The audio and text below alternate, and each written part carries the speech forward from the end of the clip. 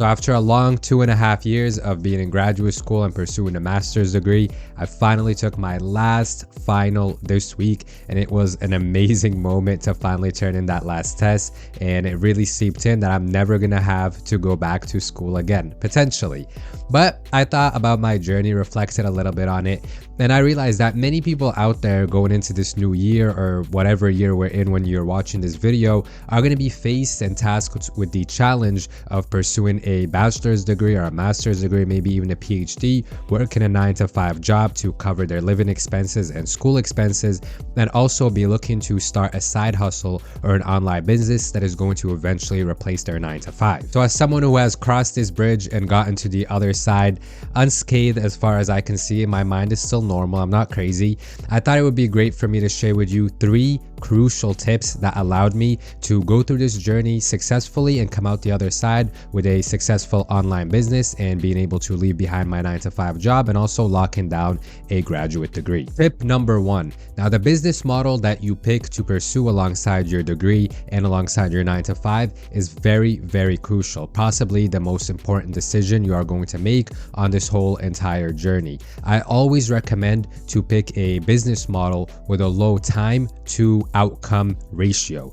For example, when it came to what I decided to go with, which was creating TikTok content to promote my products and get sales through my print-on-demand business, the videos would take very, very short amounts of time. So I would tell you in a day to record 3 to 4 short-form TikToks, about 15 to 20, maybe 30 seconds each. It would only take up about an hour of my time. So I think back to when I first started, there were days where this is how things would go pretty much in my day. I would wake up and before going to work, I would record a quick 10-15 minute TikTok. It did not take that long at all, about 15 minutes, right? Maybe 15, usually less than that.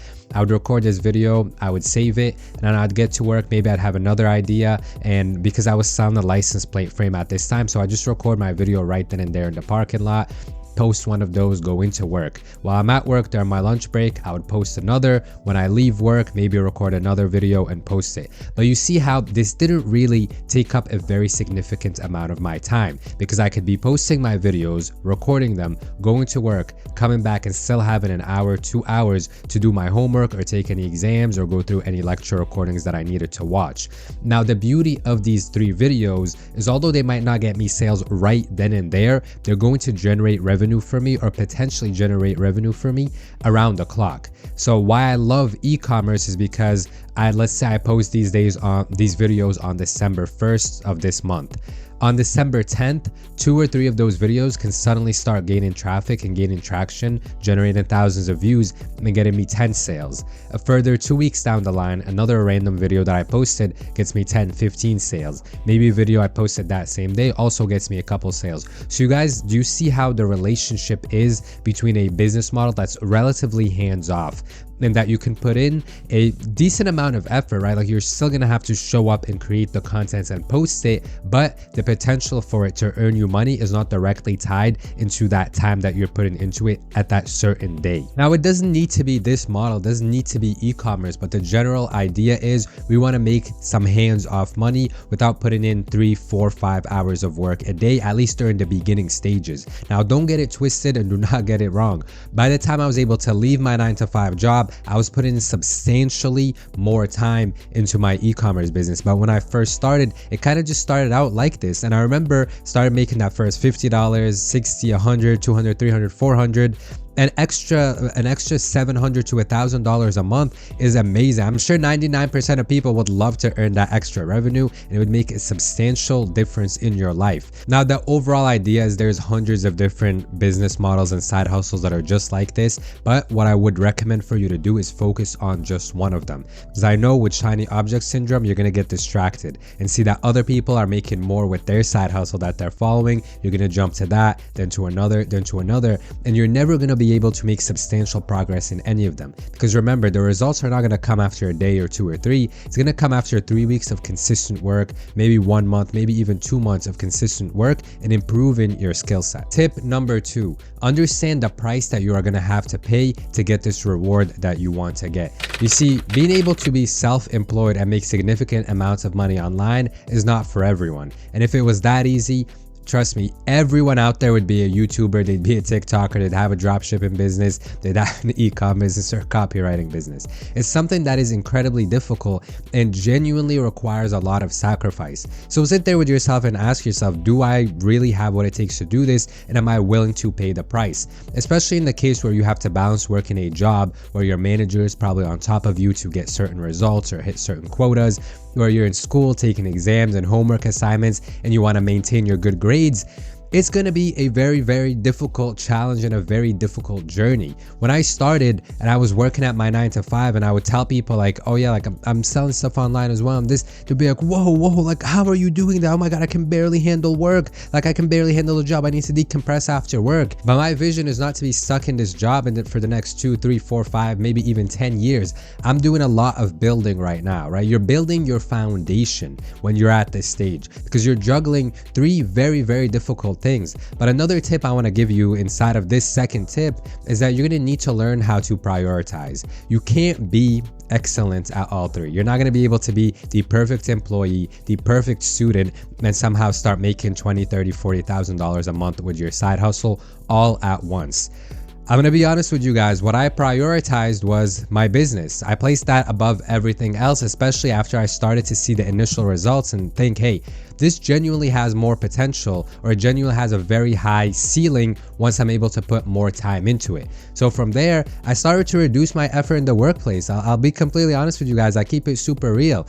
I'm not going to go into work and try to get a promotion in the next 3 months while trying to grow my business. I know that's not going to happen. So I'm going to go into work and I'm going to do the bare minimum. When it comes to class, I'm going to do my homework assignments. I'm going to study for my exams, but I'm not going to study 2 weeks in advance. I'm not going to try to get a 99 on my exam. If I get an 80, an 82, an 83, an 84, hey, I'll be happy with that. I mean, for me, at the end of the day, I did end up finishing grad school with a 4.0. I never got below an A on any exam, but I genuinely didn't feel like I was prioritizing it above all else. For me, the priority, as I said, after the first couple of months of seeing success with my business, was my business. Tip number 3, and this is a bit of a nostalgic one, is keep your eyes on the final destination, but enjoy the journey that you're going through as well. You know, it's going to be stressful at days. You're going to be heartbroken at days where you feel like you just worked so hard. Like maybe you want to pursue YouTube, right? And you've been consistent on YouTube. You've been posting every single day. None of your videos are taking off. You're not getting any subscribers. You got a bad grade on an exam. Your boss is being an asshole at work and you're just frustrated.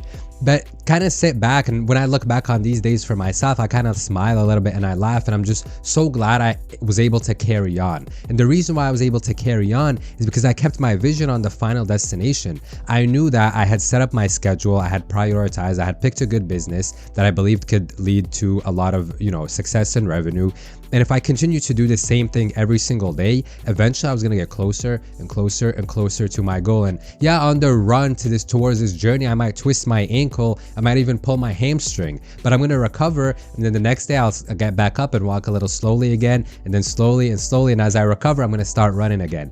And trust me, once you start seeing the results, you're just going to feel such a overwhelming sense of satisfaction and happiness. I remember my first sale. When I got my first e-com sale, I was driving DoorDash at this time, and it was a little bit before the semester had started. So I was driving DoorDash and I was, making like 40, 50 bucks a day. And I get the first ching on Shopify, and like that changed my life forever. I always look back on that memory, or the days when I was at my last 9 to 5 when my manager was being super annoying, like, oh, you're not hitting quotas, or you're not doing this, or you're not doing that. And it was very frustrating, and I had an exam that same day, but one of my videos went viral and I made over $3,000 in one day while being at my 9 to 5. Or when I get a new drop and I'm at my 9 to 5 and I actually recorded this video and it sells out in a couple hours, I make over $2,000 in the span of a couple of hours.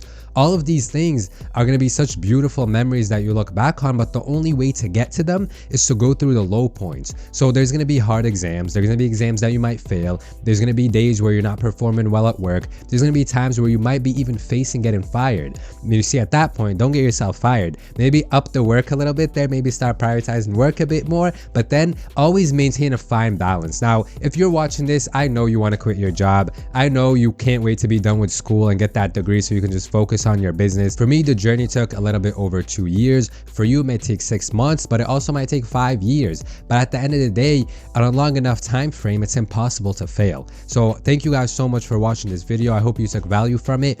If you decide to pursue print on demand, e-commerce, making money online through content, you'll find a full course that I made for you down below, and it's totally free. I put a lot of work and effort into it, and it's over 3 hours long. I'd also really appreciate it if you guys like this video, subscribe, and if you need more help on a one-on-one basis, you'll also find my one-on-one consultation link and my coaching link down below. Thank you for watching this video, and I wish you the ultimate success. I'll see you in the next one.